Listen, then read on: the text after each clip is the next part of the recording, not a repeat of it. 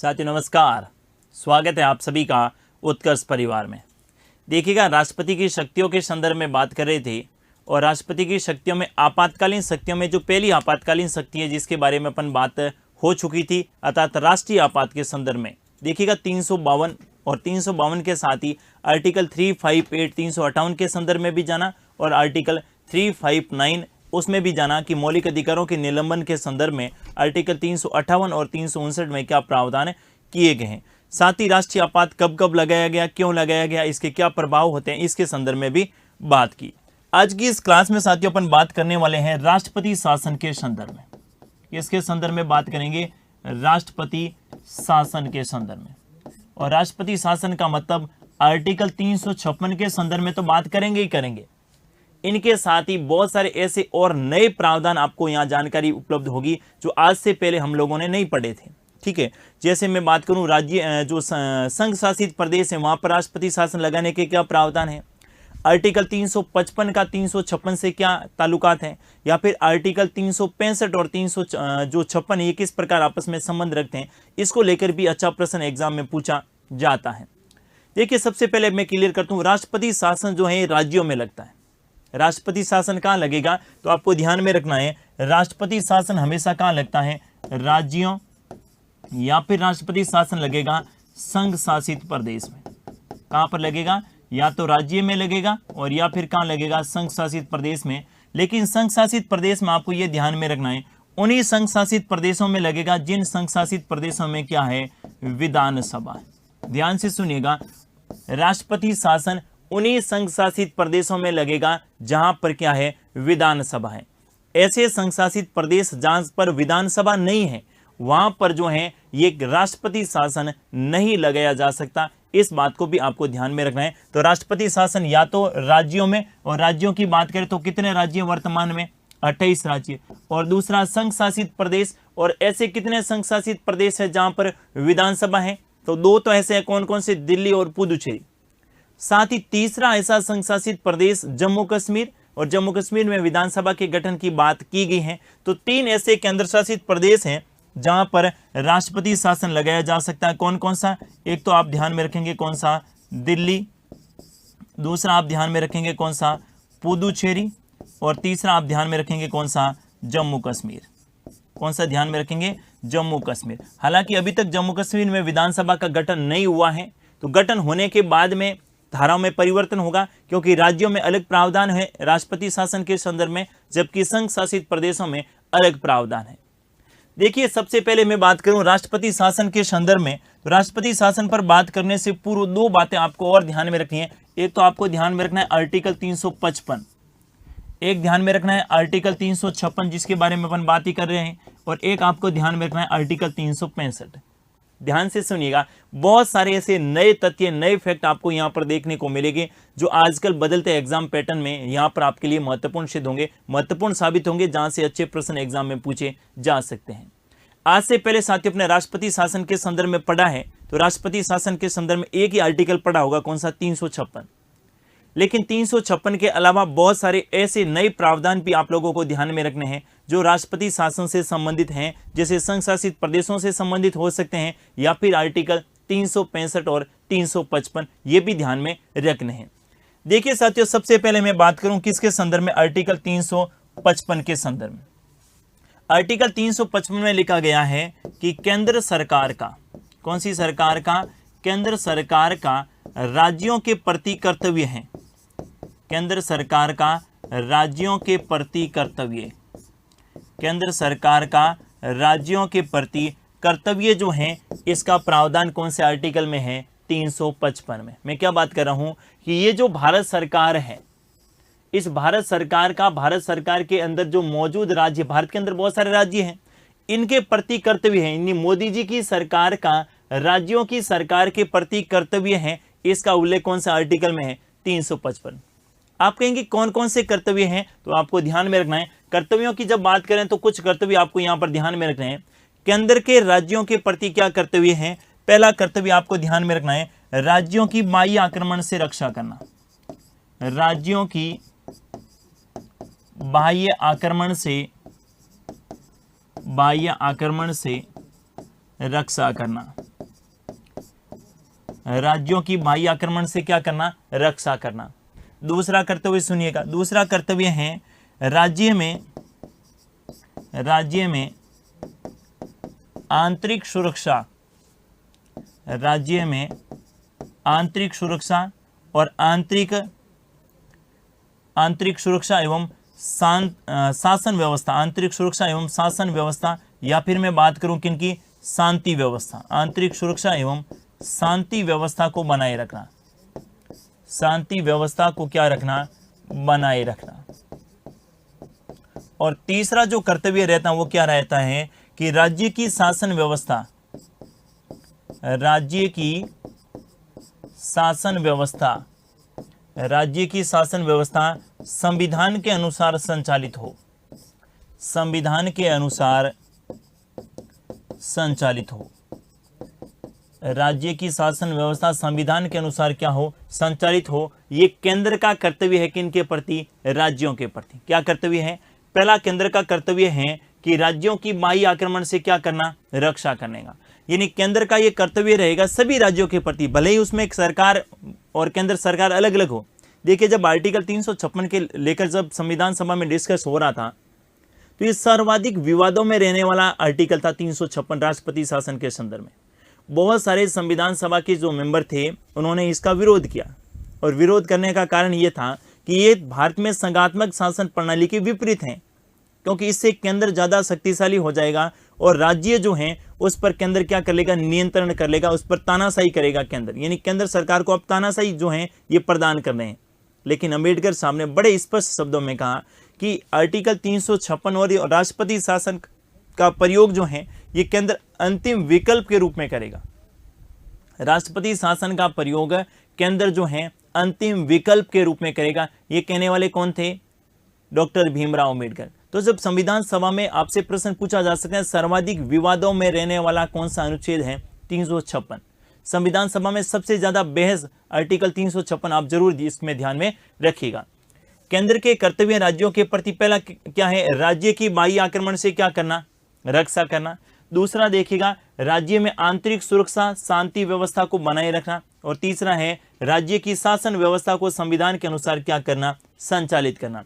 राज्य की शासन व्यवस्था को संविधान के अनुसार संचालित करने की जिम्मेवारी केंद्र की है राज्य के प्रति।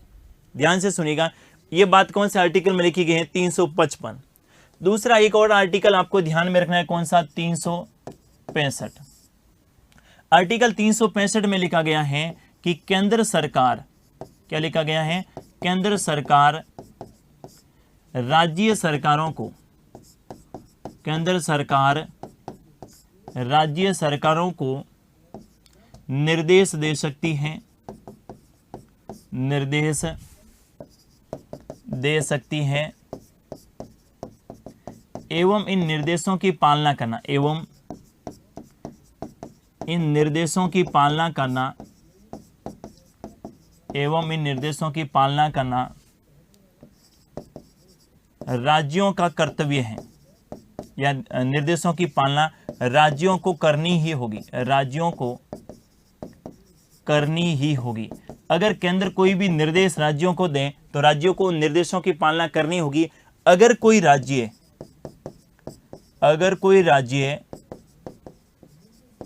इन निर्देशों की पालना नहीं करे, इन निर्देशों की पालना नहीं करे, इन निर्देशों की पालना नहीं करे तो संवैधानिक तंत्र की विफलता मानी जाएगी। तो क्या मानी जाएगी, संवैधानिक तंत्र की विफलता मानी जाएगी, संवैधानिक तंत्र की विफलता मानी जाएगी। ये बात आपको ध्यान में रखनी। और ये जो मैंने दूसरा वाला बिंदु लिखना ये बड़ा महत्वपूर्ण है।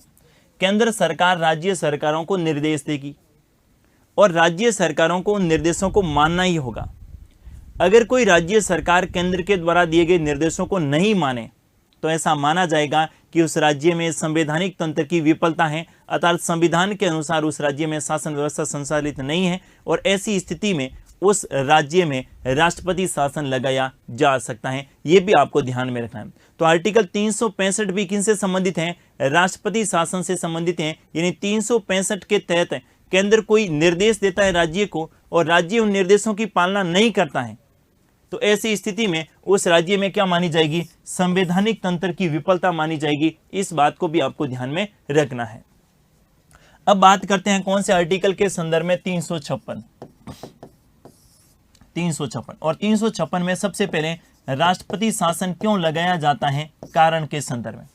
जिस प्रकार आर्टिकल 352 में अपने पढ़े थे ना कारण, कि भारत पर कोई देश आक्रमण कर दे, भारत किसी युद्ध में शामिल हो जाए या सशस्त्र विद्रोह हो जाए तो इस स्थिति के आधार पर जो है ये देश में आपातकाल लगाया जा सकता है। दूसरी बात आपको ये ध्यान में रखनी है कि यहां पर जो कारण है, ये कारण क्या है, अगर किसी राज्य का संवैधानिक तंत्र विफल हो जाए, अगर किसी राज्य का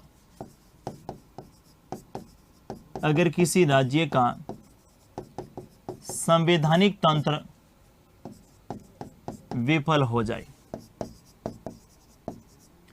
अगर किसी राज्य का संवैधानिक तंत्र क्या हो जाए, विफल हो जाए, और संवैधानिक तंत्र की विफलता के आधार पर उस राज्य में राष्ट्रपति शासन लगाया जा सकता है।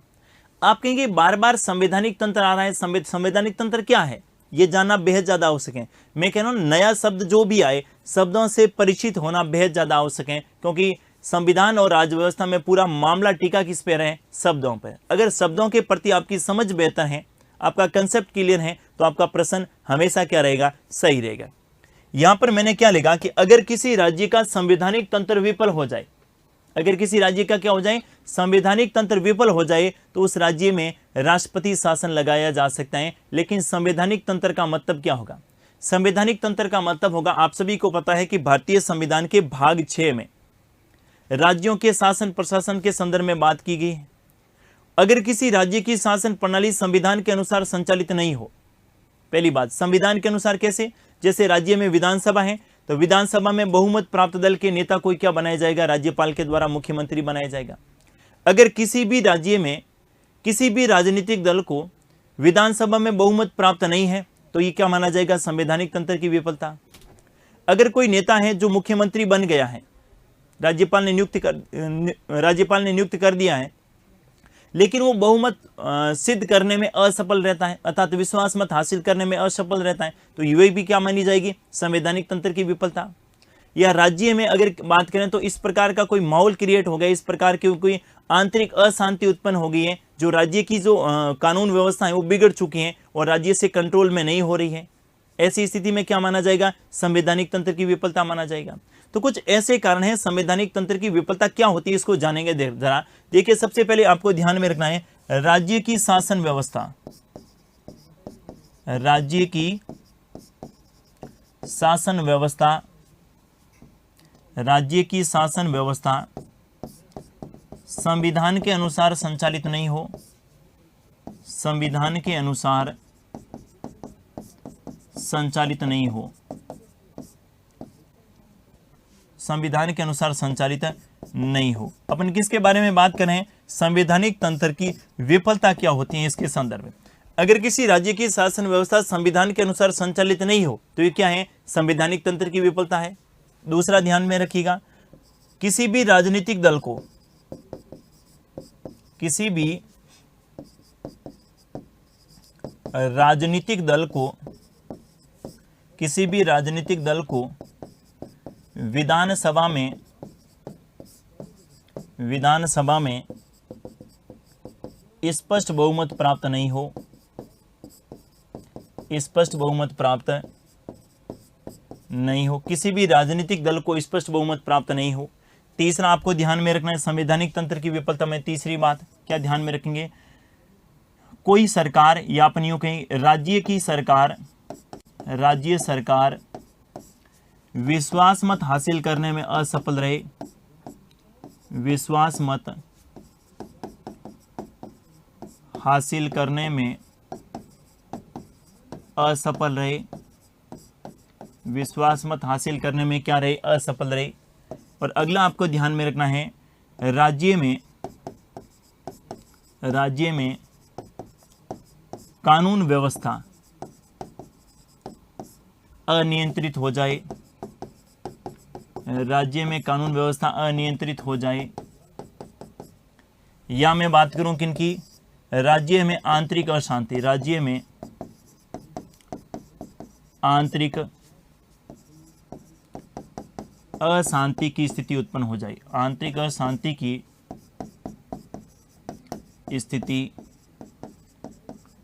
उत्पन्न हो जाए, आंतरिक अशांति की स्थिति उत्पन्न हो जाए। तो ये है संवैधानिक तंत्र की विफलता। संवैधानिक तंत्र अपन पढ़ते हैं बहुत बार है कि राज्य में संवैधानिक तंत्र विफल हो जाए, लेकिन संवैधानिक तंत्र की विफलता का मतलब क्या होता है ये जानना बेहद ज्यादा आवश्यक होता है। और संवैधानिक तंत्र की विफलता का मतलब होता है कि किसी भी राज्य में, जैसे कोई भी राज्य ले ले एग्जाम्पल के तौर पर, जैसे राजस्थान राज्य है, राजस्थान राज्य में आपको पता है विधानसभा है, और राजस्थान राज्य में जो राज्य सूची है उस पर विधानमंडल को कानून बनाने का अधिकार दिया गया है। और आपको ये भी पता है कि पुलिस और लोक व्यवस्था राज्य सूची का विषय, ये पहले से पता होना चाहिए। सब भारतीय संविधान की 7th शेड्यूल अपने पढ़ी थी, तो ये सारी बातें वहां पर मैंने क्लियर करी थी कि पुलिस लोक व्यवस्था ये किन का विषय है, राज्य सूची का विषय है। पुलिस हमेशा राज्य सरकार के नियंत्रण में आएगी और कानून व्यवस्था हमेशा राज्य सरकार के नियंत्रण में आएगी। लेकिन राजस्थान में अगर कानून व्यवस्था राज्य से सरकार से नहीं संभले, ऐसी कोई स्थिति उत्पन्न हो जाए कि राज्य सरकार कानून व्यवस्था को संभालने में विफल रहे, तो ऐसी स्थिति में उस राज्य में राष्ट्रपति शासन लगाकर जो है उसकी राज्य की शासन व्यवस्था जो है केंद्र अपने नियंत्रण में ले सकता है। दूसरा मैंने कहा राज्य की शासन व्यवस्था संविधान के अनुसार संचालित नहीं हो, यानी भाग 6 में जो राज्यों के प्रशासन के संदर्भ में बात की गई है उसके अनुसार संचालित नहीं हो। या मैं बात करूं कि किसी भी राजनीतिक दल को स्पष्ट बहुमत प्राप्त नहीं हो। आप सबको पता है कि मैं एग्जांपल ले रहा हूं, राजस्थान की विधानसभा में 200 सीटें हैं।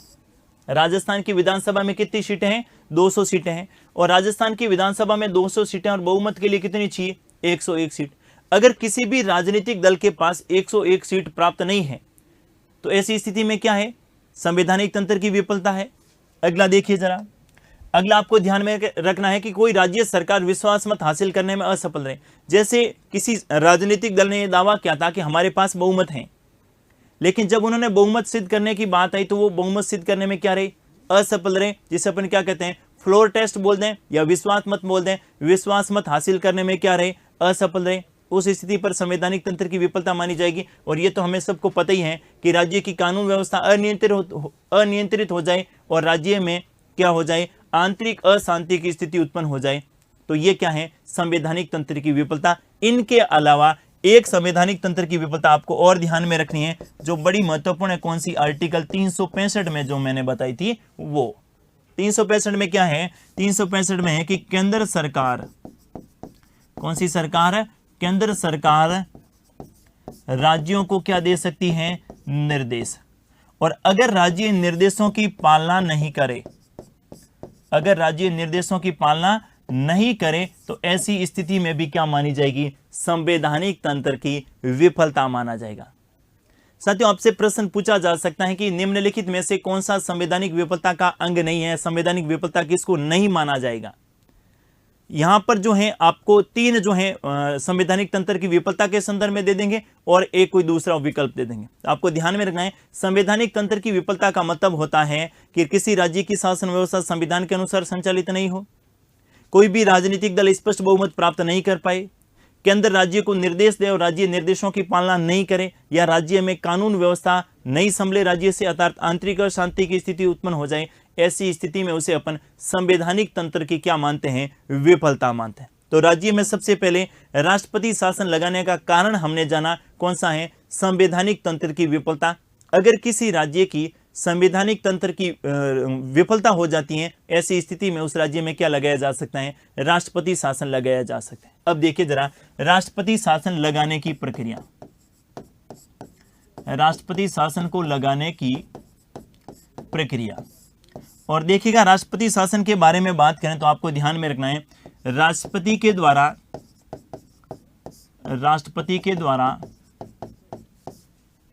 राज्यपाल के परामर्श,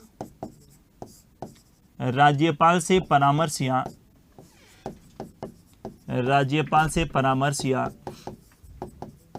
बिना परामर्श के राज्यपाल के परामर्श या बिना परामर्श के किसी भी राज्य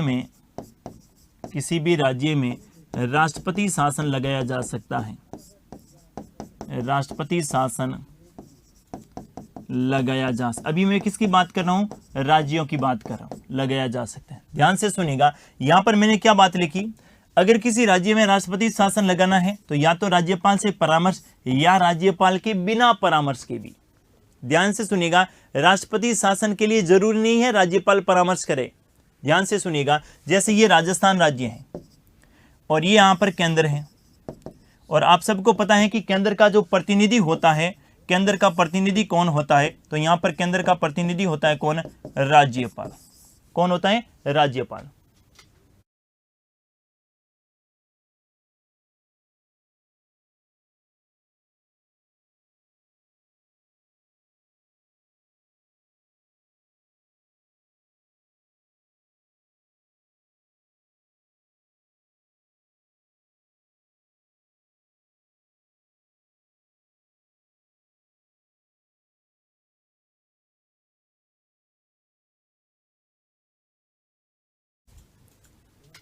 देखिएगा, केंद्र का प्रतिनिधि राज्य में कौन होता है? राज्यपाल। तो पहली बात तो राज्यपाल परामर्श देगा कि इनको, केंद्र को, कि भाई साहब इस राज्य की शासन व्यवस्था सही ढंग से संचालित नहीं हो रही है, राज्य की शासन व्यवस्था संविधान के अनुसार संचालित नहीं हो रही है। ऐसी स्थिति में उस राज्य में राष्ट्रपति शासन लगाया जा सकता है। कई बार राज्यपाल परामर्श नहीं दे केंद्र को, राज्यपाल नहीं कहे कि इस राज्य की संवैधानिक तंत्र की विफलता है, फिर भी उस राज्य में राष्ट्रपति शासन लगाया जा सकता है। वो क्यों लगाया जाएगा और उसके संदर्भ में केंद्र को परामर्श कौन देगा? तो आपको ध्यान में रखनी है, प्रत्येक राज्य में बहुत सारी ऐसी केंद्रीय एजेंसियां काम करती है जो केंद्र के नियंत्रण में होती हैं, लेकिन कार्य कहां करती हैं? राज्य में करती है। और दूसरी बात, प्रत्येक राज्य की एक जो है पाक्षिक रिपोर्ट केंद्र सरकार को सौंपनी होती है। तो उस राज्य की उस रिपोर्ट में क्या लिखा रहता है कि राज्य की शासन व्यवस्था संविधान के अनुसार संचालित हो रही है अथवा नहीं। तो उस स्थिति के आधार पर भी किसी राज्य में राष्ट्रपति शासन लगाया जा सकता है। तो यहां पर आपको ध्यान में रखना है कि जरूरी नहीं है कि किसी राज्य में राष्ट्रपति शासन लगाए तो राज्यपाल की स्वीकृति ले या राज्यपाल परामर्श करे तो ही लगाए। राज्यपाल के परामर्श या बिना परामर्श के भी उस राज्य में राष्ट्रपति शासन लगाया जा सकता है।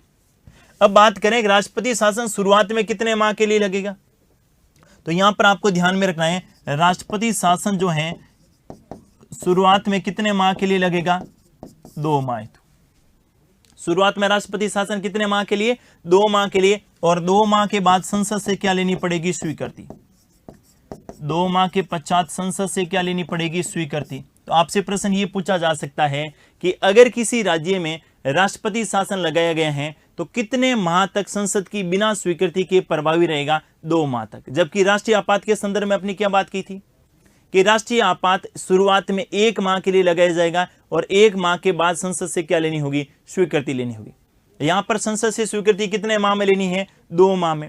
अब संसद की स्वीकृति का मतलब है कि कौन से बहुमत से लेंगे, तो यहां पर संसद की स्वीकृति कौन से बहुमत से लेनी होती है?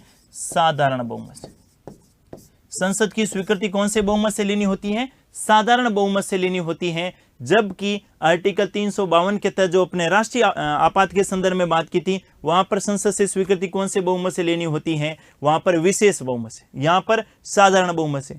दूसरी बात यहां पर और ध्यान में रखनी है कि अगर लोकसभा भंग है कोई दिक्कत नहीं है, स्वीकृति कौन प्रदान कर देगी? राज्यसभा। और उसके बाद जब लोकसभा का गठन होगा तो लोकसभा से भी क्या लेनी होगी? स्वीकृति लेनी होगी। अब एक बार संसद की स्वीकृति मिल गई तो यह राष्ट्रपति शासन कितने माह तक बढ़ाया जा सकता है? 6 माह तक। एक बार संसद की स्वीकृति से राष्ट्रपति शासन को कितने माह तक के लिए बढ़ाया जा सकता है? 6 माह।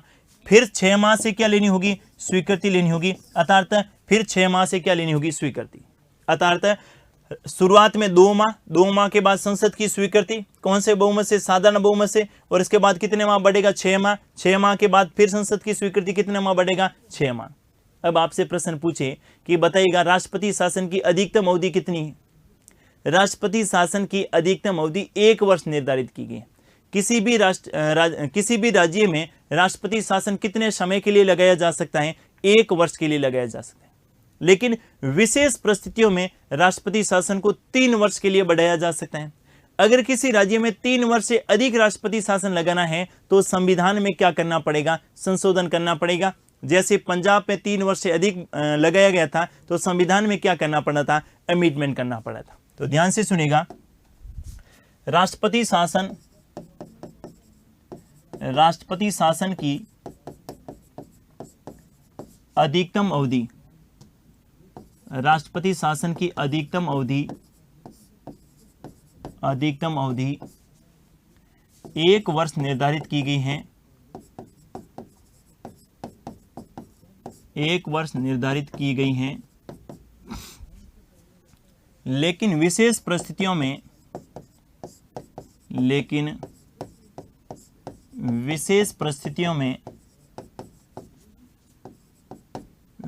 परिस्थितियों में, राष्ट्रपति शासन को 3 वर्ष तक के लिए बढ़ाया जा सकता है, 3 वर्ष के लिए बढ़ाया जा सकता है, 3 वर्ष के लिए बढ़ाया जा सकता है। तो ध्यान से सुनिएगा, राष्ट्रपति शासन की अवधि कितनी है? 1 वर्ष, लेकिन विशेष परिस्थितियों में कितना बढ़ाया जा सकता है? 3 वर्ष। आप कहेंगे विशेष परिस्थितियां क्या? तो यहाँ पर विशेष परिस्थितियां भी बिल्कुल स्पष्ट की गई हैं। पहली विशेष परिस्थिति कि जब देश में राष्ट्रीय आपात लागू हो, जब देश में राष्ट्रीय आपात लागू हो, जब देश में क्या लागू हो? राष्ट्रीय आपात लागू हो। और जब देश में राष्ट्रीय आपात लागू हो उस समय राष्ट्रपति शासन जो है किसी राज्य में 3 वर्ष के लिए बढ़ाया जा सकता है। और दूसरा कारण आपको दे रखा है, वो कौन सा है कि जब निर्वाचन आयोग संबंधित राज्य में चुनाव करवाने की स्थिति में नहीं हो, चुनाव करवाने की स्थिति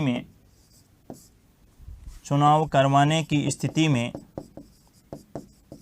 नहीं हो, जब निर्वाचन आयोग किसी राज्य में चुनाव करवाने की स्थिति में नहीं हो, ऐसी स्थिति में राष्ट्रपति शासन 1 वर्ष की बजाय 3 वर्ष लगाया जा सकता है। और 3 वर्ष के बाद बढ़ाना है तो संविधान में क्या करना पड़ेगा? संशोधन करना पड़ेगा। ये भी ध्यान में रखिएगा, अगर किसी राज्य में राष्ट्रपति शासन की अवधि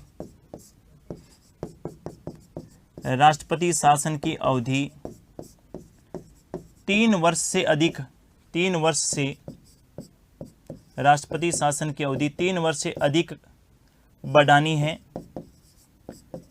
है तो संविधान में संशोधन करना होगा।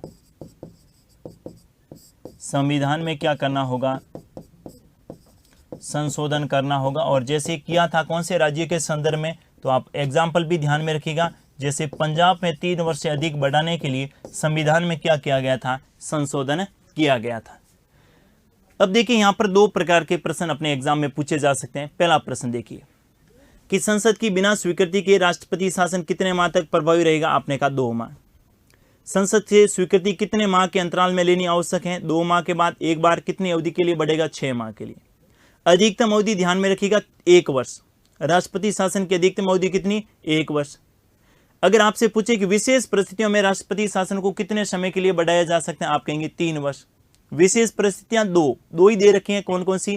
पहली, जब देश में राष्ट्रीय आपात लागू हो। राष्ट्रीय आपात का मतलब जब देश में 352 लागू हो, ऐसी स्थिति में अवधि 3 वर्ष की जा सकती है। और दूसरा, ध्यान से सुनिएगा, दूसरा क्या है कि जब निर्वाचन आयोग उस राज्य में चुनाव करवाने की स्थिति में नहीं हो या निर्वाचन आयोग उस राज्य में चुनाव करवाने से मना कर दे, तो ऐसी स्थिति में राष्ट्रपति शासन को जो है ये 3 वर्ष के लिए बढ़ाया जा सकता है। देखिए जरा एग्जाम्पल के माध्यम से समझते हैं इस बात को। जैसे राजस्थान राज्य है, राजस्थान राज्य की विधानसभा भंग है और विधानसभा भंग है और राष्ट्रपति शासन लगा हुआ है। राष्ट्रपति शासन की अवधि 1 वर्ष बीतने वाला है, लेकिन निर्वाचन आयोग ने अभी तक उस राज्य में चुनाव के संदर्भ में किसी भी प्रकार की कोई बात नहीं की। हो सकता है कि बहुत सारे राज्यों में चुनाव अभी संभावित हो और हो सकता है कि कुछ ही समय बाद लोकसभा के चुनाव हो। तो निर्वाचन आयोग का विचार है कि लोकसभा और विधानसभा के चुनाव साथ में करवा दिए जाएं। और ऐसी स्थिति में अलग से निर्वाचन आयोग ने उस राज्य में चुनाव की अधिसूचना जारी नहीं की।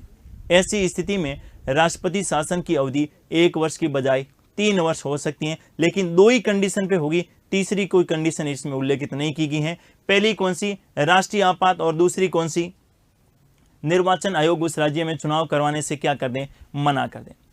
अगर 3 वर्ष से अधिक बढ़ानी है तो संविधान में क्या करना होगा? संशोधन करना होगा। अगर किसी राज्य में राष्ट्रपति शासन की अवधि 3 वर्ष से अधिक बढ़ानी है तो संविधान में संशोधन करना होगा। और जैसे कौन से राज्य के संदर्भ में, पंजाब राज्य में बढ़ाया गया तो संविधान में क्या किया गया, संशोधन किया गया। क्लियर है बात। सबसे पहले बात की अपने कारण के संदर्भ में और उसके बाद राष्ट्रपति शासन लगाने की प्रक्रिया के संदर्भ में। अब बात करते हैं कि राष्ट्रपति शासन लगाने के प्रभाव क्या पड़ेंगे। राष्ट्रपति शासन के प्रभाव, राष्ट्रपति शासन के प्रभाव, आप सबको पता है कि राष्ट्रपति शासन जो है ये राज्य में लगता है। तो राज्य में एक तो होती है राज्य सरकार, एक यहां पर होती है राज्य में विधानमंडल, विधानमंडल, एक राज्य की अन्य संस्थाएं होती हैं। आप कहेंगे अन्य संस्थाएं कौन कौन सी, तो ये भी देख लेते हैं। जैसे आपके लोक सेवा आयोग होता है राज्य में, क्या होता है, राज्य लोक सेवा आयोग, राज्य लोक सेवा आयोग। इनके अलावा बहुत सारे जो अन्य आयोग रहते हैं वो, और राज्य का जो हाई कोर्ट रहता है वो। अब क्या प्रभाव पड़ेगा इसको ध्यान से समझिएगा। राज्य सरकार जो है इस पर किसका नियंत्रण हो जाएगा, राष्ट्रपति का। विधानमंडल है, विधानमंडल के कार्य कौन करेगा, संसद करेगा। और अन्य कार्य हैं ये भी किसके नियंत्रण में हो जाएंगे, राष्ट्रपति के नियंत्रण। ध्यान से सुनिएगा, बस इस बात को समझना है। अगर ये समझ लिए तो राष्ट्रपति शासन के प्रभाव इजीली समझ में आ जाएंगे। भाई वैसे राज्य जो हैं स्वतंत्र कार्य करता है और राज्यों के लिए पूरा भारतीय संविधान का भाग 6 दे रखा है। और भाग 6 के तहत राज्य सरकार जो है, राज्य में विधानमंडल होती है, राज्य को राज्य सूची के विषय पर कानून बनाने की शक्ति प्रदान की गई है। साथ ही राज्य सरकार होती है, राज्यपाल होता है, सारे अपने स्वतंत्र, जैसे केंद्र सरकार होती है वैसे राज्य सरकार होती है। लेकिन अगर किसी राज्य की संवैधानिक तंत्र की विफलता के कारण उस राज्य में राष्ट्रपति शासन लागू है तो ऐसी स्थिति में वहां की राज्य सरकार पर किसका नियंत्रण हो जाएगा, राष्ट्रपति का। वहां कानून बनाने के लिए जो संस्था विधानमंडल है उसकी जगह अब कानून कौन बनाएगी, संसद बनाएगी। और अन्य कार्य जैसे ये सारे आयोग और हैं ये पहले राज्य सरकार के नियंत्रण में थे, लेकिन अब ये किसके नियंत्रण में आ जाएंगे, राष्ट्रपति के नियंत्रण में आ जाएंगे। किसके नियंत्रण में आ जाएंगे, राष्ट्रपति के नियंत्रण में आ जाएंगे। इस बात को आपको ध्यान में रखना है। अब आप ये ध्यान में रखेंगे कि अगर किसी राज्य में क्या लगा है, राष्ट्रपति शासन लगा है, अगर किसी राज्य में क्या लगा है, राष्ट्रपति शासन लगा है, तो ऐसी स्थिति में आप ध्यान में रखेंगे कि राष्ट्रपति शासन के कारण जो है, राष्ट्रपति शासन के कारण जो है उस राज्य की समस्त कार्यपालिका संबंधी शक्तियां, उस राज्य की समस्त विधायी शक्तियां, उस राज्य की समस्त जो हैं ये संस्थाओं से संबंधित शक्तियां, ये सारी की सारी किस में नीत हो जाएगी, केंद्र पे नीत हो जाएगी। किस में नीत हो जाएगी, केंद्र में नीत हो जाएगी। और केंद्र सरकार ही अब उस राज्य पर क्या करेगी, शासन व्यवस्था संचालित करेगी। बस इसको समझना है। राज्य सरकार राष्ट्रपति के नियंत्रण में, विधानमंडल जो कार्य कर रही थी वो संसद करेगा, और अन्य संस्थाएं इस पर नियंत्रण किनका हो जाएगा, राष्ट्रपति का हो जाएगा। इस बात को आपको ध्यान में रखना। दूसरा प्रश्न अपने से ये पूछा जाता है कि क्या राष्ट्रपति शासन के समय मौलिक अधिकारों पर कोई प्रभाव पड़ेगा, तो आपको बिल्कुल ध्यान में रखना है। राष्ट्रपति शासन के समय मौलिक अधिकारों पर कुछ भी प्रभाव नहीं पड़ता है। ध्यान से सुनिएगा, राष्ट्रपति शासन के समय, राष्ट्रपति शासन के समय मौलिक अधिकारों पर या मौलिक अधिकारों का निलंबन नहीं किया जाता है। मौलिक अधिकारों का निलंबन नहीं किया जाता है, नहीं किया जा सकता। किसके समय, राष्ट्रपति शासन के समय मौलिक अधिकारों का निलंबन नहीं किया जा सकता है। यह भी बात आप ध्यान में रखेंगे। आपको तो मैं अलग अलग नोट करूं कि राज्य की कार्यपालिका शक्तियां केंद्र में नीत हो जाएगी, राज्य की विधायी शक्तियां आपके केंद्र में नीत हो जाएगी, यानी राज्य सूची के विषय अब केंद्र कानून बनाएगी, संसद बनाएगी, अन्य संस्थाएं राष्ट्रपति के नियंत्रण में हो जाएगी। अलग अलग पढ़ने की बजाय इसको ऐसे पढ़ लीजिए, राज्य सरकार राष्ट्रपति, विधानमंडल के कार्य संसद करेगी, और अन्य संस्थाएं किसके नियंत्रण में हो जाएगी, राष्ट्रपति के नियंत्रण में। और मौलिक अधिकारों पर कोई प्रभाव नहीं पड़ेगा, ये भी आपको ध्यान में रखना है। अब साथियों बात करते हैं अब तक भारत में कितनी बार राष्ट्रपति शासन लगा है। अब तक भारत में राष्ट्रपति शासन जो है 125 से अधिक बार लगा है। अब तक भारत में राष्ट्रपति शासन 125 से अधिक बार लगाया गया है अलग अलग राज्य में। जैसे कई राज्यों में 4 बार लगा, कई राज्यों में 5 बार लगा, कई राज्यों में 10 बार भी लगा, कई राज्यों में 1 बार लगा, कई राज्यों में नहीं भी लगा। तो ध्यान से सुनिएगा, भारत में अब तक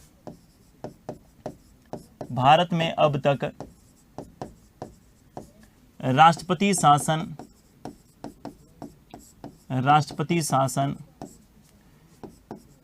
125 से अधिक बार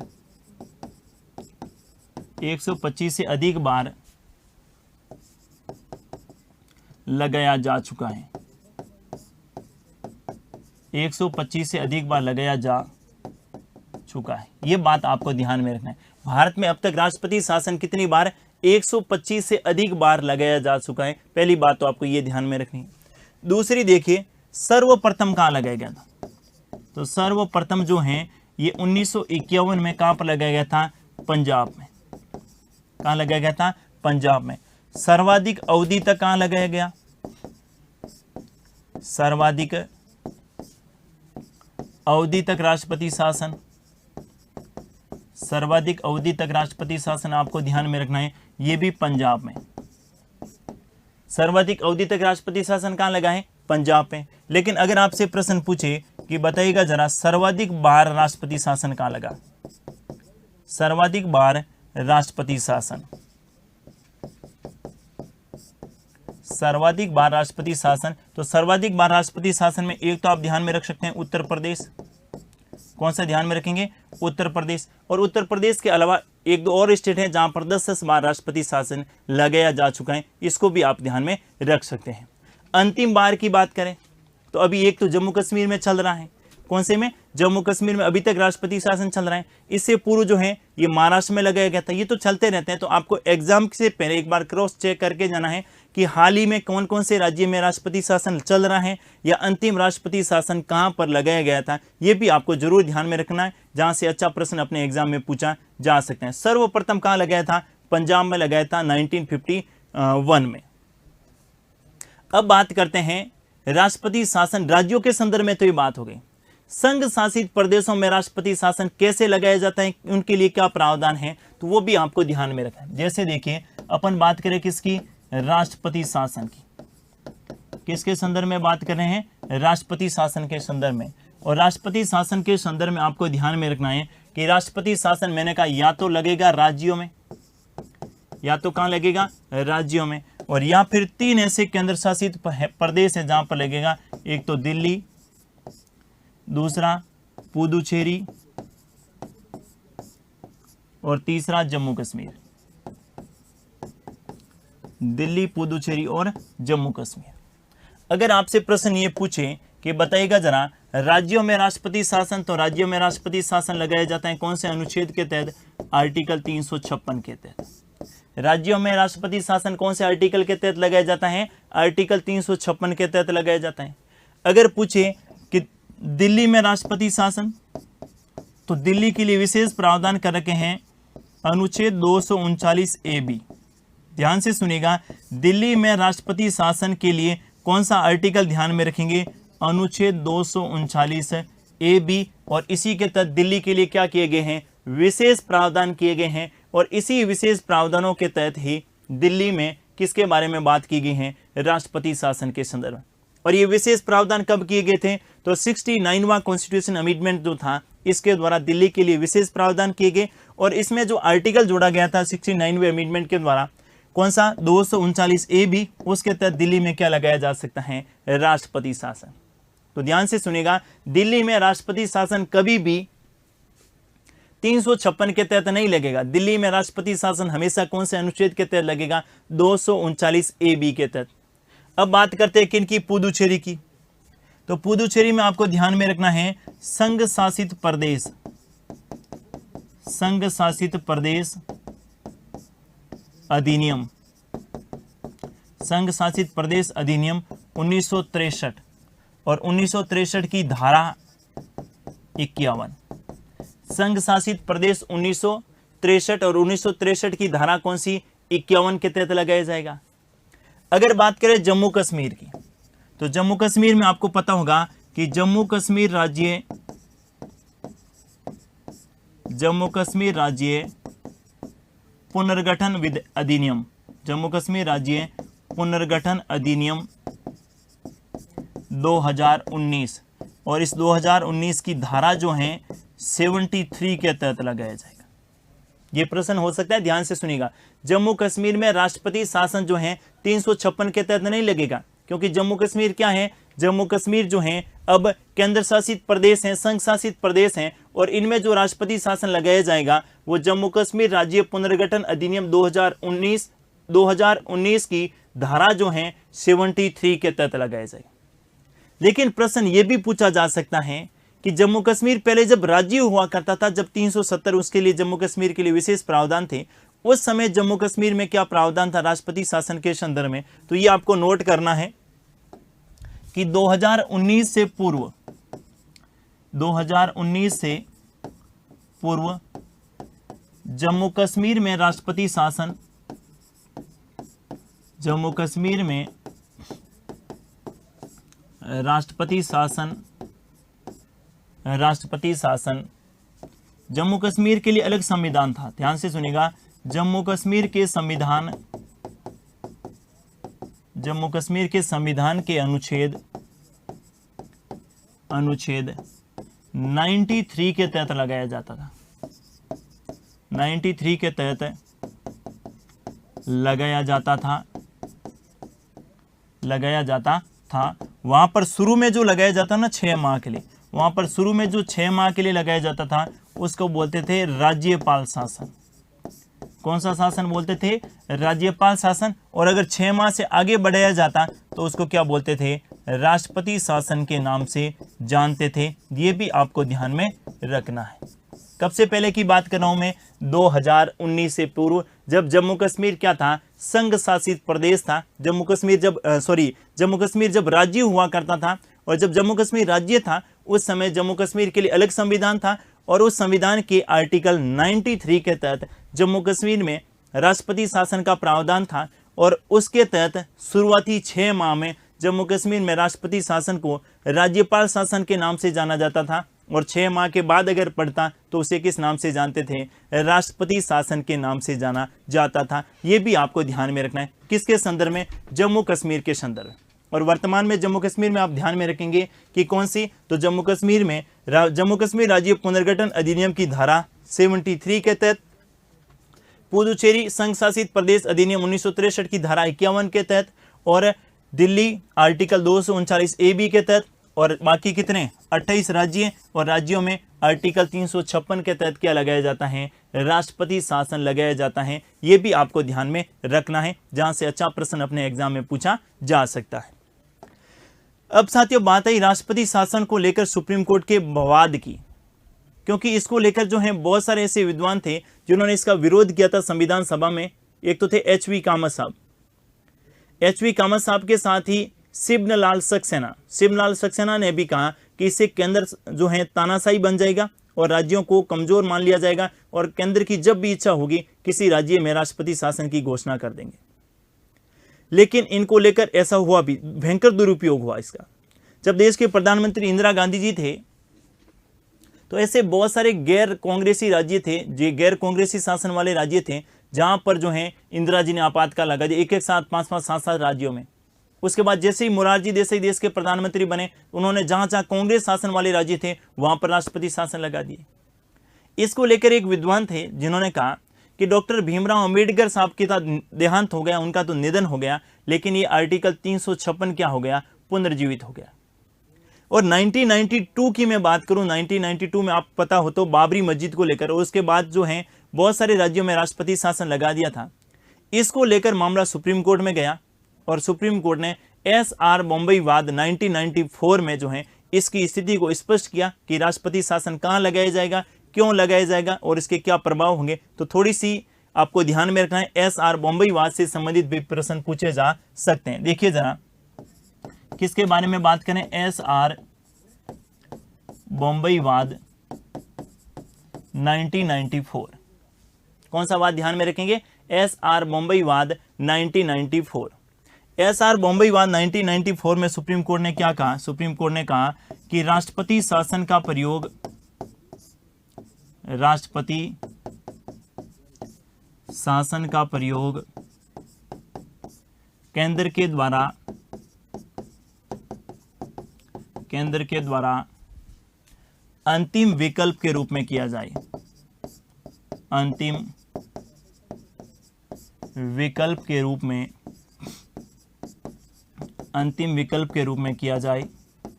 पहली बात तो आप ये ध्यान में रखेंगे कि अगर किसी राज्य में राष्ट्रपति शासन लगाना है, अंतिम विकल्प के रूप में लगे जाएंगे जब सारी संभावनाएं समाप्त हो उस राज्य में, चुनाव को लेकर हो, बहुमत सिद्ध करने को लेकर हो, आंतरिक अशांति को लेकर हो, ऐसी स्थिति में ही राष्ट्रपति शासन लगाया जाएगा। ऐसा नहीं है कि राज्य की विधानसभा को भंग करके केंद्र जो है वहां पर राष्ट्रपति शासन लगा देगा। ये बात कौन से वाद में कही थी? SR मुंबई बनाम कर्नाटक राज्य। दूसरी बात आपको ध्यान में रखनी है। दूसरी बात क्या कही कि राष्ट्रपति शासन के संदर्भ में कि विधानसभा को भंग यानी संसद की स्वीकृति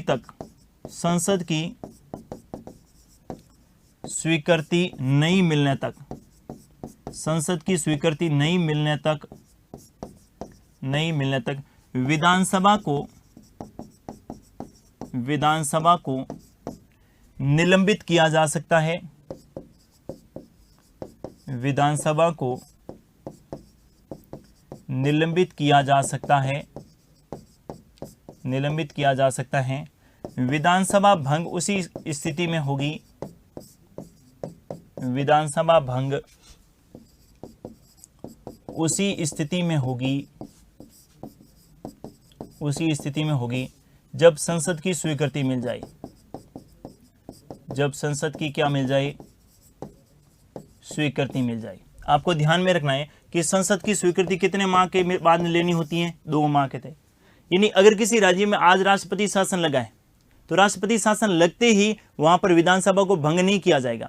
पहले विधानसभा क्या होगी? 2 माह तक निलंबित होगी, और जब संसद की स्वीकृति मिल जाएगी ऐसी स्थिति में विधानसभा क्या होगी? भंग होगी। यह भी बात कौन से वाद में कही थी? SR मुंबई वाद में 1994 में। अगली बात आपको ध्यान में रखना है। और क्या कहा?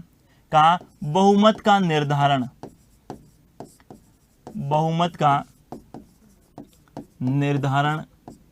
का निर्धारण राजभवन में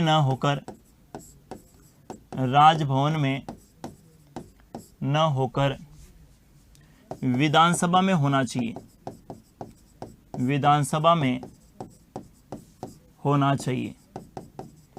राजभवन में न होकर क्या होना चाहिए? विधानसभा में होना चाहिए। किसका निर्धारण? बहुमत का निर्धारण। अगली बात इन्होंने क्या कही? अगली बात कही कि अगर किसी राज्य में राष्ट्रपति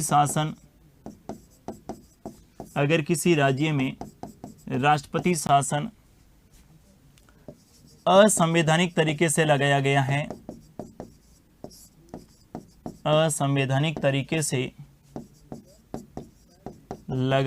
है, तो न्यायालय में चुनौती दी जा सकती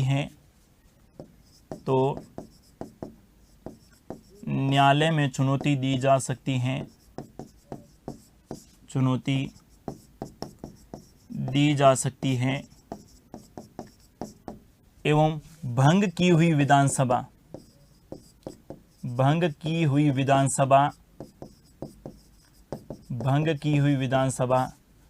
पुनः बहाल हो सकती है।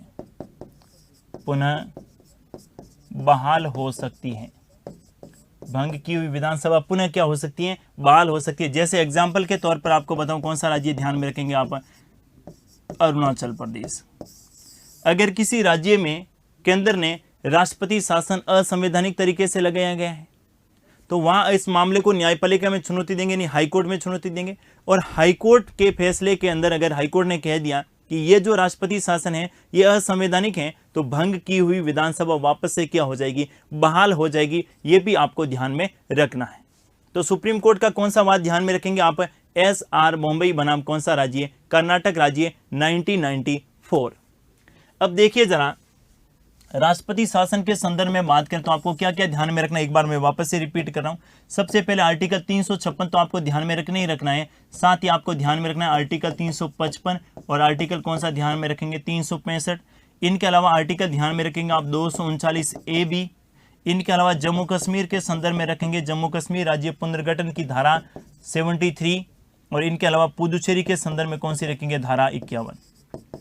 सबसे पहले तो ये बात आपको ध्यान में रखनी है, किसके संदर्भ में, राष्ट्रपति शासन के संदर्भ में। अपन क्या करते हैं, राष्ट्रपति शासन को एक आर्टिकल के अंदर सीमित मान लेते हैं, कौन सा आर्टिकल, 356, और 356 पढ़कर छोड़ देते हैं। लेकिन प्रश्न ये पूछा जा सकता है कि केंद्र का कर्तव्य राज्यों के प्रति कौन सा आर्टिकल है, 355।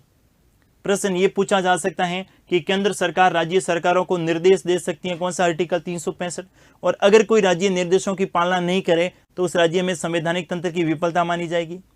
प्रश्न ये पूछा जा सकता है कि दिल्ली में राष्ट्रपति शासन कौन से आर्टिकल के तहत लगाया जाता है, 239A(b). प्रश्न ये पूछा जा सकता है कि जम्मू कश्मीर में राष्ट्रपति शासन पहले कब कैसे लगाया जाता था, यानी 2019 से पहले जब जम्मू कश्मीर राज्य हुआ करता था तो वहां पर राष्ट्रपति शासन के लिए जम्मू कश्मीर का जो संविधान था उनका आर्टिकल 93 के तहत लगाया जाता था। और वर्तमान में जम्मू कश्मीर राज्य पुनर्गठन अधिनियम की धारा 73, वर्तमान में जो जम्मू कश्मीर में राष्ट्रपति शासन लगा हुआ है वो 356 के तहत नहीं लगा हुआ है। वर्तमान में जो जम्मू कश्मीर में राष्ट्रपति शासन लगा हुआ है वो जम्मू कश्मीर राज्य पुनर्गठन अधिनियम की धारा 73 के तहत लगा है। और पुदुचेरी में कौन सी धारा ध्यान में रखेंगे, 51 ध्यान में रखेंगे, पहले तो इसको ध्यान में रखिएगा। उसके बाद लगाने का कारण, तो एक ही कारण ध्यान में रखना है, संवैधानिक तंत्र की विफलता। लेकिन संवैधानिक तंत्र की विफलता का क्या मतलब हुआ, तो उसमें मैंने बताया था कि अगर कोई राजनीतिक दल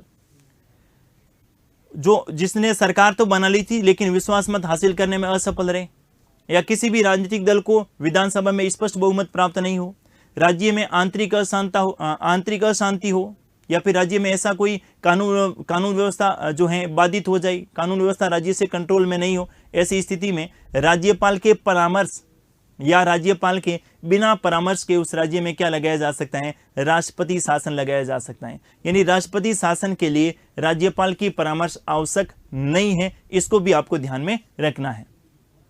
अब तक कितनी बार लगा है, तो 125 से अधिक, हो सकता है 126, 27, 28, लेकिन अंतिम आपको ध्यान में रखना है 125 से अधिक ध्यान में रखिएगा। और एग्जाम से पहले एक बार क्रॉस चेक करके जाइएगा कि कौन कौन से राज्य में अभी राष्ट्रपति शासन लगा हुआ है, या अंतिम राष्ट्रपति शासन कब लगा था और क्यों लगाया गया था, किस राज्य में लगाया गया था, ये आप ध्यान में रखेंगे। इसके प्रभाव क्या पड़ेंगे, तो राष्ट्रपति शासन के प्रभाव के संदर्भ में मैंने कहा 3 ही बातें ध्यान में रखनी है। राज्य सरकार जो पहले स्वतंत्र रूप से कार्य कर रही थी, अब उस पर केंद्र का नियंत्रण हो जाएगा। दूसरा, विधानमंडल जो काम कर रही थी वो संसद कार्य करेगी, और अन्य संस्थाओं पर किसका नियंत्रण हो जाएगा, राष्ट्रपति का नियंत्रण हो जाएगा। यदि विधानसभा भंग या निलंबित हो सकती है, मंत्रिपरिषद समाप्त हो जाएगी, मुख्यमंत्री कोई होगा नहीं राज्य में, राज्य सूची के विषय पर कानून जो है संसद के द्वारा बनाए जाएंगे, राज्य सूची के विषय पर राष्ट्रपति अध्यादेश भी जारी कर सकता है उस राज्य के लिए। ठीक है, तो राज्य की सारी कानून व्यवस्था पर नियंत्रण किनका हो जाएगा, केंद्र का हो जाएगा। ठीक है, ये ध्यान में रखना है। और लास्ट में कौन सा बात ध्यान में रखिएगा, SR मुंबई बनाम कौन सा राज्य, कर्नाटक राज्य 1994, इसको लेकर सुप्रीम कोर्ट में चुनौती देने का अधिकार दिया गया। जबकि 352 के संदर्भ में कौन सा ध्यान में रखेंगे, मिनर्वा मिल्स ध्यान में रखेंगे, कौन सा, आपके 1980। तो दोनों महत्वपूर्ण है, 352 और 356। साथ ही ये आर्टिकल भी इसमें ध्यान में रखने हैं, और उसी प्रकार 352 में भी आपको 358 और 359 भी आपको ध्यान में रखने हैं। एक और आपातकाल बच गया, कौन सा, वित्तीय आपात। लेकिन अपन वित्तीय आपात के बारे में बात करेंगे नेक्स्ट क्लास में, और अगली क्लास में मैं आपको बताऊंगा कि तुलनात्मक रूप से कैसे जो है राष्ट्रीय आपात, राष्ट्रपति शासन और वित्तीय आपात को पढ़ना है, ताकि आपके एक ही क्लास में जो है तीनों एक बार रिपीट भी हो जाएंगे, और वहां पर तुलनात्मक रूप से पढ़ेंगे तो आपका कंसेप्ट भी हमेशा के लिए क्या हो जाएगा, क्लियर हो जाएगा। आज के लिए बस इतना ही। थैंक यू, धन्यवाद।